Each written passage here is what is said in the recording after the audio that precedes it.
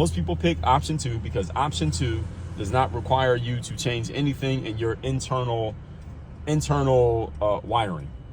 Because choosing option 1 would force you to be humble enough to say, damn, I thought something was true, but it's actually not true. I believed something that has turned out to be false.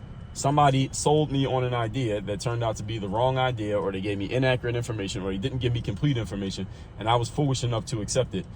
Now I got to check myself, and I have to change what I believe, because I now realize that there's more information that I was not given, or I was given some false information. See, that's what option 1 is. That requires somebody to be humble enough to accept that maybe they don't know everything. But option 2 does not require that. Option 2, you can keep believing whatever you have already believed. If you saw the movie The Matrix, this is like taking the blue pill.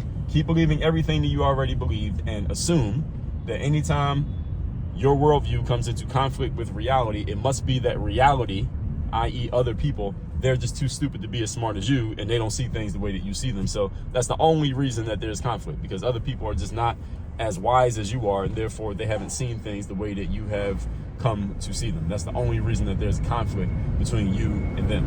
And this is what a lot of people end up doing. And let me give you all a warning. Those of you who are highly educated, and I'm using this word educated specifically for a reason, because in the United States of America, when people say the word educated, what are they generally referring to? Educated does not necessarily mean people who are most intelligent or most rational or the most logical. When we say educated, what we mean is people who have completed some level of collegiate study. That's what we mean. When we say an educated person, that means somebody who went to college. I have a 4-year college degree. Highly educated would be somebody with a 4-year, and they got more. They went and did more schooling even after that.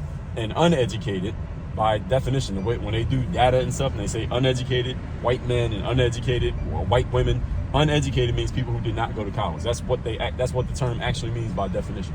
And you only hear people using this term, by the way, who are usually advanced degree holders, or people who put a lot of their ego is connected to the fact that they have a college degree.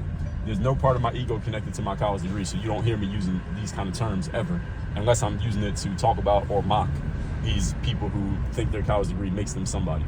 I'm not one of those people. But continuing what I'm saying, those of you who call yourselves educated, and not that you are educated, because I'm educated technically by definition, but those of you who call yourselves educated, you go putting this in your bio, right? You put it in your bio that you have a certain degree or you went to a certain college. You don't hear me mentioning these things ever because they don't matter.